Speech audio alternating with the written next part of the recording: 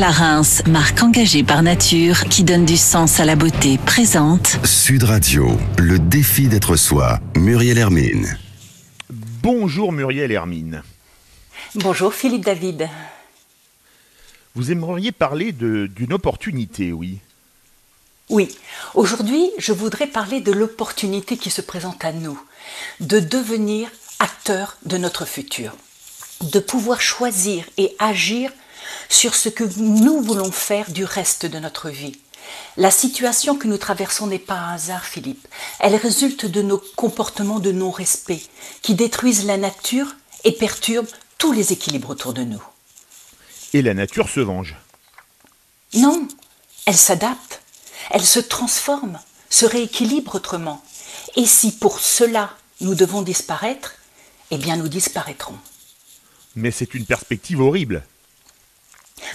Cette période peut être vue comme une catastrophe, un désastre même, mais aussi comme une opportunité, celle de changer nos dysfonctionnements, nos modes de vie, reconnaissons-le, égoïstes et insatiables. Nous sommes, Philippe, à un tournant de notre humanité, car tous les facteurs sont réunis. Une crise sanitaire majeure, l'écroulement de nos schémas économiques, un choc émotionnel, une perte de liberté, et générée par quoi ? Par un minuscule virus de 0,02 millième de millimètre que nous sommes incapables d'arrêter. Eh oui, mais parce qu'il passe d'un véhicule corporel à un autre, qu'il vit sa vie sans se demander si nous sommes blancs ou noirs, riches ou pauvres, catholiques ou musulmans, il est. C'est fou qu'il réduise nos vies aux quatre murs de notre maison ou de nos appartements. Oui, il est en train de balayer les fondations de notre société. Et avec elles, nos croyances, nos illusions, notre arrogance vis-à-vis de notre environnement et des espèces qui l'habitent. Nous sommes tellement sûrs que le monde nous appartient, Philippe, que nous le détruisons, comme des enfants immatures qui jouent avec le feu. Et le brasier est planétaire. Oui, brasier que nous avons allumé. Et maintenant, nous jouons tous les victimes en cherchant un seul et unique responsable. D'abord un soi-disant mangeur de chauves-souris, puis un complot économique, puis finalement un pauvre pangolin enfermé dans une cage sur un marché. Tout cela pour nous dédouaner de notre propre responsabilité. Soit par manque de courage, soit par ignorance, soit par consentement silencieux, nous avons laissé faire pour maintenir ou augmenter notre bien-être personnel, notre confort. Et que proposez-vous ?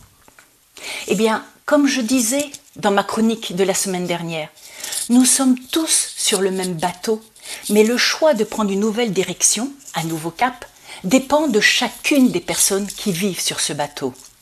Autant l'ouvrier que le cadre supérieur, autant l'étudiant que l'homme politique, le pauvre que le riche, tous, nous avons le pouvoir d'influencer la direction. Et si la majorité veut changer de cap, eh bien le bateau changera de cap. Si la majorité veut qu'il continue la même trajectoire, il continuera sa trajectoire. Chacun doit avoir conscience qu'il peut, à son niveau, influencer l'avenir.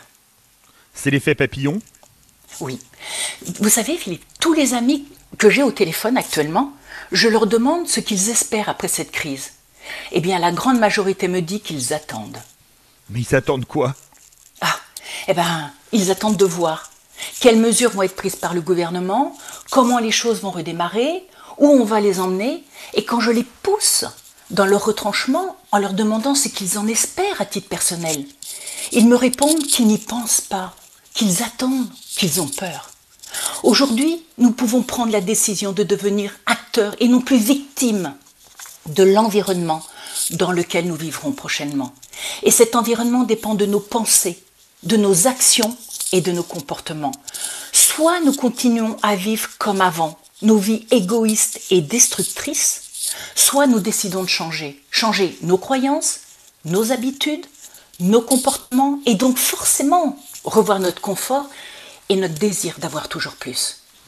Annie Ernaux a écrit un texte au président de la République dans lequel elle dit, je cite, « Nous vivons un temps propice aux remises en cause, un temps pour désirer un nouveau monde. » Ah oui, elle a raison. Mais ce nouveau monde, c'est à nous de le construire, individuellement, avant qu'il ne devienne collectif. C'est ça que je voudrais que nos auditeurs comprennent. Nous devons tous prendre conscience que ce grand changement de paradigme dépend d'une multitude de petites décisions qui ne changeront pas radicalement nos vies, mais qui changeront radicalement celle de nos enfants et de l'humanité tout entière. Pour citer encore Annie Ernaux, nous sommes nombreux à ne plus vouloir d'un monde dont l'épidémie relève les inégalités criantes, nombreux à vouloir au contraire un monde où les besoins essentiels tels se nourrir sainement, se soigner, se loger, s'éduquer, se cultiver soient garantis à tous. Oui, c'est un beau texte. Un monde où nous serons libres de vivre la vie que nous souhaitons. Et comment fait-on ? Je crois qu'il ne faut pas nous précipiter. Puisque nous avons le pouvoir d'impacter plutôt que de subir, nous devons nous demander « Mais qu'est-ce que j'espère des années qui arrivent, de cet après-Covid-19 ? Et pourquoi je suis là ? Qu'est-ce que j'espère trouver dans ma vie ? Le bonheur ? L'amour ? L'harmonie ? La paix ? Mais est-ce cela que nous vivons ? » Non, pas vraiment. Eh oui, moi j'ai répertorié 5 chemins de transformation possibles. Nous pouvons réfléchir sur notre façon de consommer pour aller vers une alimentation plus saine, plus naturelle, qui ne nous empoisonne plus. Quelques 150 000 personnes ont répondu en très peu de jours à l'appel du gouvernement pour aider les agriculteurs à semer ou à récolter. Cela montre un réel désir de revenir à la terre, à la biomasse, à l'énergie organique. Le deuxième chemin, c'est questionner notre façon de travailler, de nous déplacer. Ce confinement nous a obligés à expérimenter le travail à distance, à changer nos habitudes, à devoir faire plus confiance en nos collaborateurs, à les rendre plus responsables et adultes. En quelques jours, c'est énorme l'incidence que cela a eu sur la qualité de l'air que nous respirons. Oui. Et il y a aussi notre façon de penser, Philippe. Revoir nos croyances, nos illusions.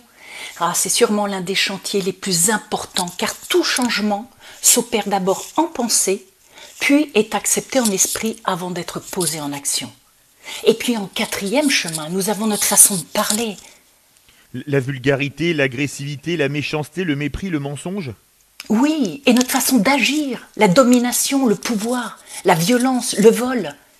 Et nos valeurs, le partage, le courage, l'humilité, le respect ? Oui, vous vous rendez compte ?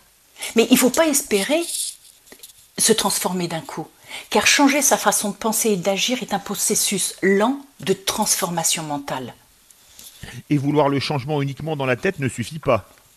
Non, c'est vrai qu'il ne suffit pas. Il faut l'expérimenter à travers des actions concrètes, car c'est ainsi que les changements s'ancrent profondément en nous et deviennent de nouvelles habitudes. Mais notre vie s'en trouve transformée, Philippe. Notre conscience s'éveille, notre pouvoir de décision nous rend libres d'être qui nous sommes vraiment. Et si vous voulez, chers auditeurs, emprunter ce chemin, ou l'un de ces chemins, mais que vous vous sentez seul, sachez que vous ne l'êtes pas. Si vous le demandez, la vie mettra sur votre route les personnes qui chemineront à vos côtés. Nous avons le pouvoir d'impacter plutôt que de subir. Mais comme disait Gandhi, commence par changer en toi ce que tu veux changer autour de toi. Merci, ma chère Muriel Hermine. On vous retrouve bien évidemment dimanche prochain dans le défi d'être soi. Merci Philippe. Sud Radio, le défi d'être soi. Muriel Hermine. Avec Clarins, marque engagée par nature qui donne du sens à la beauté.